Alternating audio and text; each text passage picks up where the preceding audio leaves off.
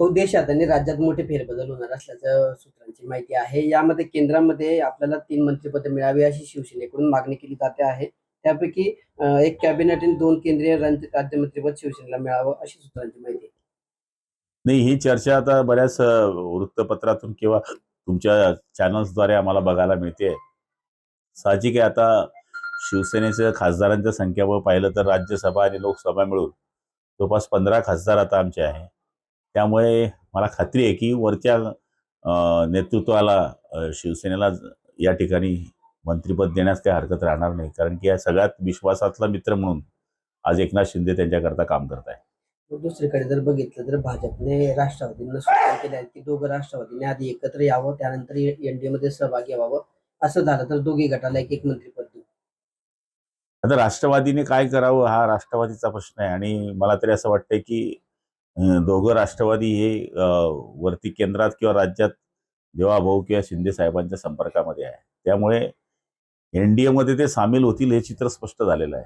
पण एकीकरणाचा विषय आता त्यांच्या दोघांच्या अवलंबून असल्यामुळे ते दोघं जण निर्णय घेतील.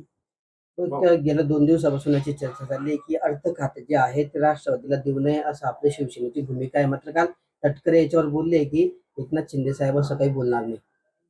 नाही, हा विषय एकनाथ शिंदेच्या आणि देवाभाऊंच्या मर्जीतला विषय आहे, त्यामुळे त्याच्यावर बोलणं मला उचित होणार नाही. शेवटी राज्याचं नेतृत्व करणारे मुख्यमंत्री यांचा तो अधिकार असतो की कोणतं खातं कोणाला द्यावं, आणि मला तरी असं वाटतं की तिघं पक्षाचं समन्वय झाल्यावर हा निर्णय तिघं जण घेतील. तो काल रवी राणा बोलले होते की दोघं राष्ट्रवादी ते एकत्र येतीलच भविष्यामध्ये, पण दोघं शिवसेना देखील एकत्र होतील.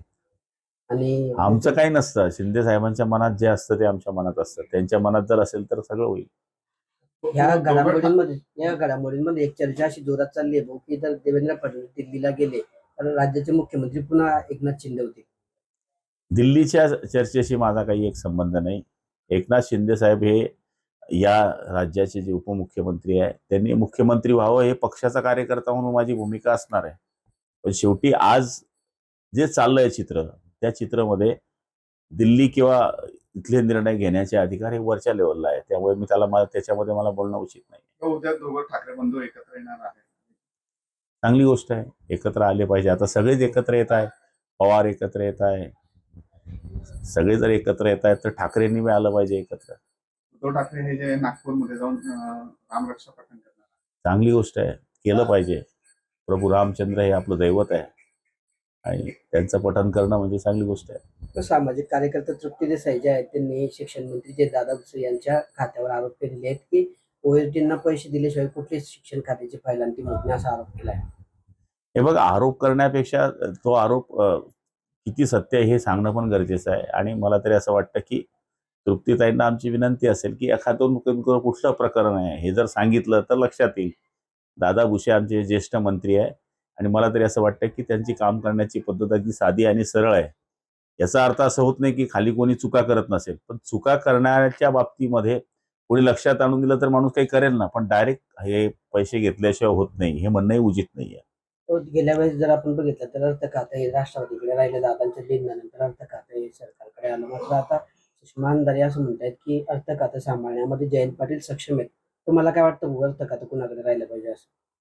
नाही, आता अर्थ खातं आमच्या सरकारकडेच पाहिजे, ते कोणाकडेही राहू, शिवसेनेकडे की कोणाकडे राष्ट्रवादी? जायला पण कोणाकडेही चालते. तुमच्याकडे आलं की ना, सगळ्यांकडे माणसं आहेत. तुम्हाला मिळालं तर तुम्ही स्वीकारणार. नाही, मला माझा विषयच नाही येत.